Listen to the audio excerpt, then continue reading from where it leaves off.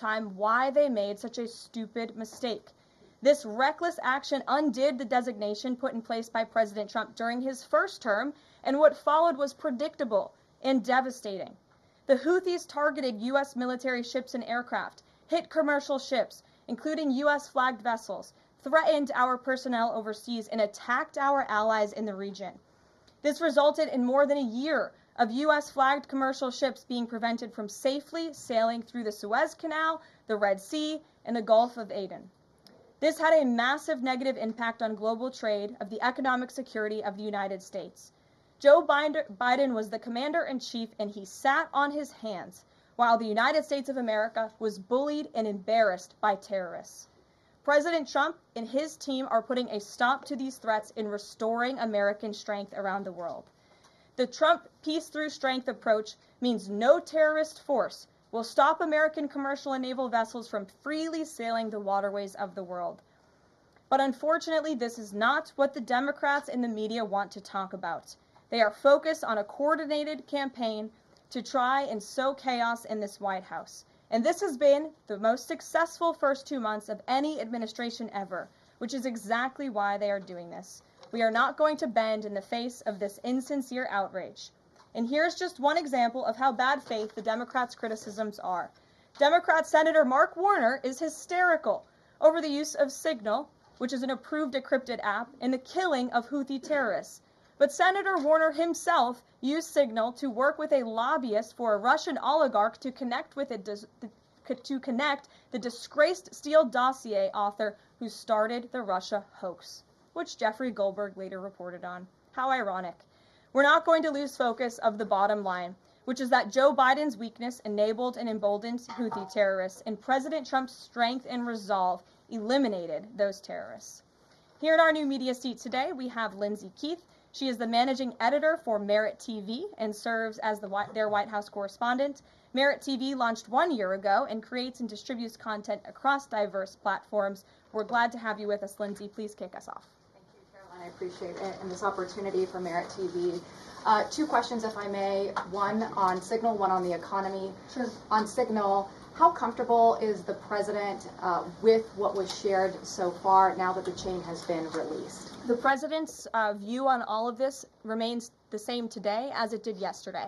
And I think it speaks volumes about the leadership of this president that he went directly to all of you, members of the press corps. He was asked, do you want someone else to go out and do a briefing? And he said, no, I will tackle this story. I will discuss it. The people need to hear from me about the situation. And so his thoughts on this remain the same today. He has placed great trust in his national security team. And as for the usage of Signal, as the president said yesterday, as the CIA director has testified under oath, this is an approved app. It's an encrypted app. The Department of Defense, the Department of State, the CIA has it loaded onto government phones because it is the most secure and efficient way to communicate. As for, again, the original situation in this messaging thread, the National Security Council, the White House counsel's office continues to look in to how this mistake, which the National Security Advisor has owned, occurred, and the president has ensured they are doing that. On the economy, consumer confidence hit a 4-year low this month. Can you help explain to the American people how tariffs will help them in the long run? Yeah, absolutely, and I'm grateful for the question. The American public will hear later this afternoon from the president directly on the topic of tariffs. And as you all know, April 2nd day, President Trump has proudly dubbed it Liberation Day for our country. What he means by that is it will be a day where the United States of America will no longer be ripped off by nations around this world. It will be a day where Americans finally see free and fair trade practices restored. We are no longer going to allow our allies, our competitors, and our adversaries to take advantage of American workers. And if you think about your hometown in the state that you grew up, Main Street looks a lot different today than it did many years ago. And President Trump wants to restore America as a manufacturing superpower around the globe. He wants products to be made right here in the our great country with great, hardworking American hands that will ultimately result in higher wages and more money in the pockets of the American people. And he's also, in addition to tariffs, also determined to pass tax cuts later this year, as he did successfully in his first term, to put even more money back into the pockets of hardworking Americans.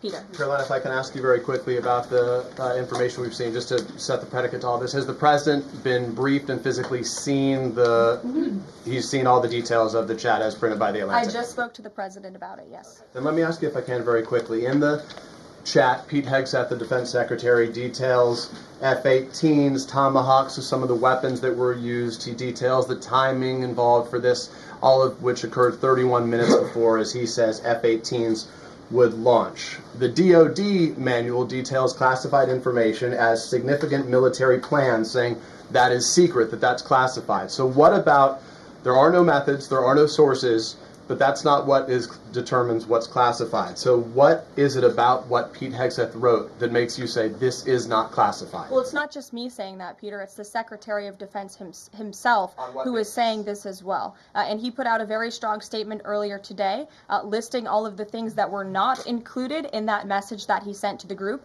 And again, this message, there was no classified information transmitted. There were no war plans discussed.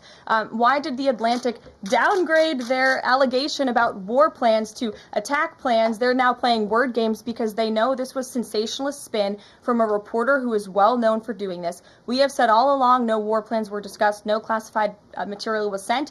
You have the Secretary of Defense saying that. You have the Director of the CIA, the Director of National Intelligence, the FBI Director, all testifying to that under oath, and they should be trusted with that. To be clear, Americans can make the decision for themselves, but whether Sure. you said it's not war plans. Would you characterize these as military plans, military operation plans? I would characterize this messaging thread as a policy discussion, a sensitive policy discussion, surely, amongst high-level cabinet officials and senior staff. And I'm so glad, Peter, that you said the American public can decide for themselves, because I think the American public should decide for themselves based on the outcome of this operation. And what happened in this operation? Terrorists that were allowed to run wild by the Biden administration were killed because of the direction and the determination of this president and his team.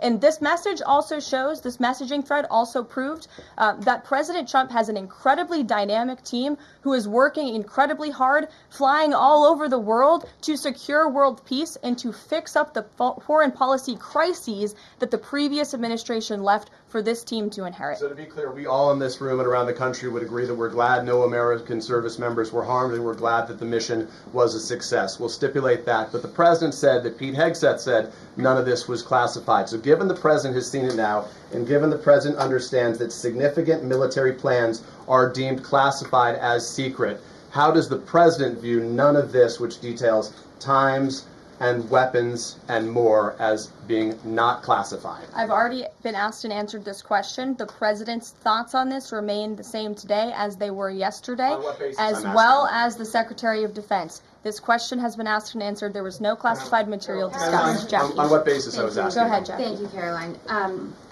So why aren't launch times on a mission strike classified? Again, I would defer you to the Secretary of Defense's statement he put out this morning. There were various reasons he listed, things that were not included in that messaging thread that were not classified. And again, going back to the American public, do you trust the Secretary of Defense, who was nominated for this role, voted by the United States Senate into this role, who has served in combat, honorably served our nation in uniform? Or do you trust Jeffrey Goldberg, who is a registered Democrat and an anti-Trump sensationalist reporter? This president and this national security team are putting our national security and the American people first. We are restoring American strength around the world, and the results of this operation speak for themselves. Putting aside Jeffrey Goldberg, though, just for for American service members who are going to have to carry out these missions in the future, what I guess the message that's coming from the response to all this that we're hearing is that nothing sensitive happened,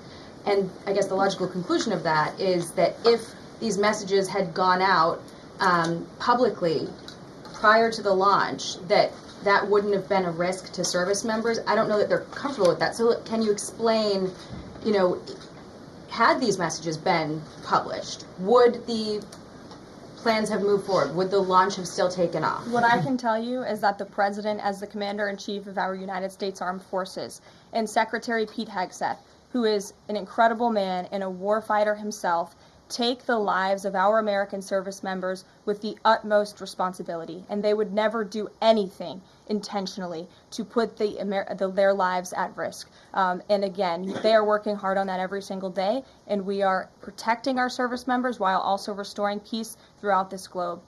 It's something the previous administration has not done, and I would just add one more point. We are not going to be lectured about national security and American troops by Democrats and the mainstream media who turned the other cheek when the Biden administration, because of their incompetence, left 13 service members dead in Afghanistan, and not a single person in the previous administration was held accountable for that botched withdrawal. Joe Biden said, in fact, it was a great operation. That is despicable. It's unacceptable to this president and this Secretary of Defense. The National Security Advisor has taken responsibility for this inadvertent number being added to the messaging thread. But above all, we take the lives of our troops, safety, security, prosperity around the globe with the utmost seriousness. Goldberg's intentions, do you believe Jennifer, that he go would ahead. release that to embarrass the administration ahead of the worldwide threats? Jennifer, go ahead. Given what you've said about the president's trust in his national security team, can you say definitively that no one will lose their jobs? No one will lose their job at all because of this signal situation? What I can say definitively is what I just spoke to the president about, and he continues to have confidence in his national security team. One more, can I ask one more, Karen? On the targets in Yemen on March 15th, can you say were 100% of the targets that were planned for March 15th, were they all destroyed? Because that would be an indication if some of them were moved or they were not all hit, that maybe perhaps some of the enemies were able to get some of the information in that signal strike. What I can say about the operation is what the Department of Defense has put out there. I would refer to them for any further operational details.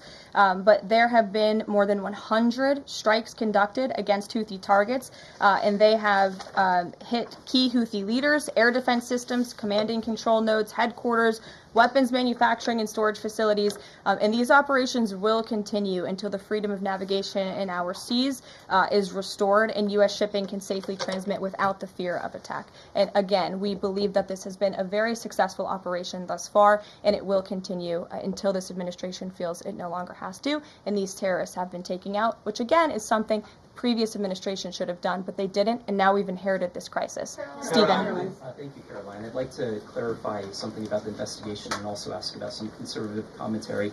On the investigation, Mike Waltz said last night that he had spoken to Elon Musk about figuring out how Jeffrey Goldberg's number got in his phone. You mentioned the NSC and the White House counsel's office investigating. Can you just clarify who is investigating, who's leading that, and also Dave Portnoy, who endorsed President Trump, said today that he thinks that Mike Waltz should leave. Could you respond to that?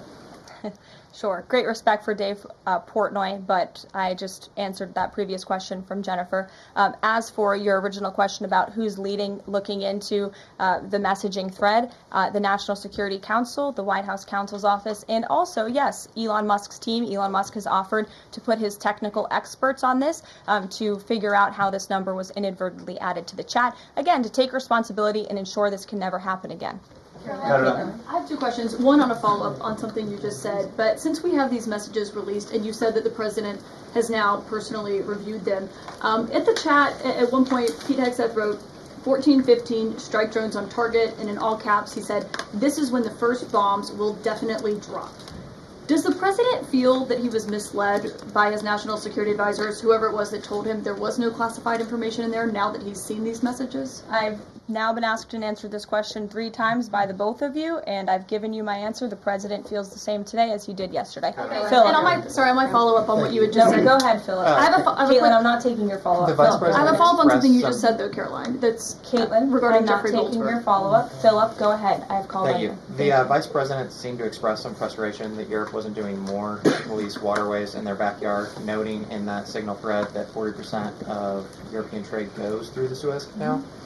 Does the president share that opinion and frustration? And then going forward, should the Europeans be responsible for policing that waterway? Well, the president was asked this question yesterday by the pool in the cabinet room, and he answered this question. He said yes, he believes that Europe has been, as the vice president put it, freeloading on the backs of American taxpayers and off the backs of the United States of America, and he wants to ensure that Europe pays their fair share. He's always been very honest and upfront about that, and I think the vice president shares those concerns with him as well.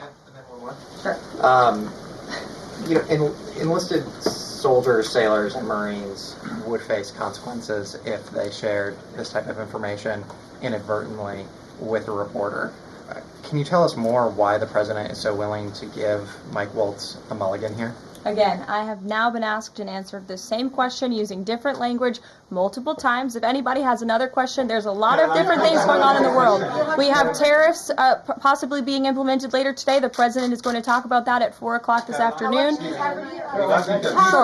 Okay, thank you for taking my question. I wanted to first and foremost thank the administration for the election integrity executive order, because so many journalists for 4 years were banned from talking about this very subject. So thank you to the administration for that. My question is, yesterday President Trump, when signing the order, said that there is more to come when it comes to election integrity. Would that include same-day voting and hand-counted paper ballots? And why are Democrats so against election integrity measures like obviously proof of citizenship when it comes to voting in a United States election? Well, it's a very good question. You'll have to ask the Democrats why they're against so many common sense things, not just mandating voter ID. Why are they against men and women's sports? Why are they against deporting foreign terrorists from American soil who have been designated a foreign terrorist organization? I'm referring to Tren Veragua. As for the election integrity executive order that the president signed yesterday, this is in an effort to restore trust in American elections. There were more than 10 steps taken, 10 executive actions taken throughout this one order. It directs the department, or the attorney general rather, in Homeland Security to prevent non-citizens from any involvement in administering elections. There's also another host of actions. We can provide the fact sheet for you, but it's a very strong election integrity executive order, and the president would also like to see Congress do something about this very important issue. Sure, go ahead. Karoline, the Republicans and Democrats alike have been expressing some concern about the frequency with which senior Trump officials have been using this Signal app. Has there been discussion, or will there be a review about how often they use Signal, and if you could explain to us how they might be considering other applications to get away from something like this happening again? Sure. Well, again, first of all, Signal has been an approved app for government use. It's an encrypted app, and as I said, it's the most safe and efficient way of communicating, especially when people can't be in a skiff or inside a room physically together. I think, as the president said yesterday, he wishes that everybody could be in the room, and it's our goal to ensure that everybody can be. But again, no classified information was discussed in this chat, and any time classified information is discussed amongst high-level officials across this administration, secure lines of communication are used, including, by the way, our special envoy, Steve Witkoff, who I understand the Wall Street Journal erroneously reported that he was on this Signal chat on a personal device while in Moscow. That is absolutely false. Steve Witkoff did not have his personal device, nor did he have his government device with him. He was given a classified, protected server by the United States government, and he was very careful about his communications when he was in Russia. So rest assured to the American public, this administration is taking every precaution when it comes to protecting our national security. And that's why the American people reelected this president, because they know that our national security is in good hands with the President of the United States. Speaking of the Vice President, I understand he's going to be speaking any moment now. I would hate to counter-program the Vice President of the United States. You'll also hear from the President at 3 o'clock. He will be honoring women's history at the Women's History Month celebration. We have a lot of great women across our cabinet who will be in attendance, so we'll see you all there. And then you'll also hear from the President again at 4 o'clock when he talks about tariffs. So plenty of time for more questions. Sorry it's a bit shorter today, guys. We'll see you later. Stephanie Goldberg's number and Michael Waltz's phone, and he's a registered Democrat and anti-Trump reporter.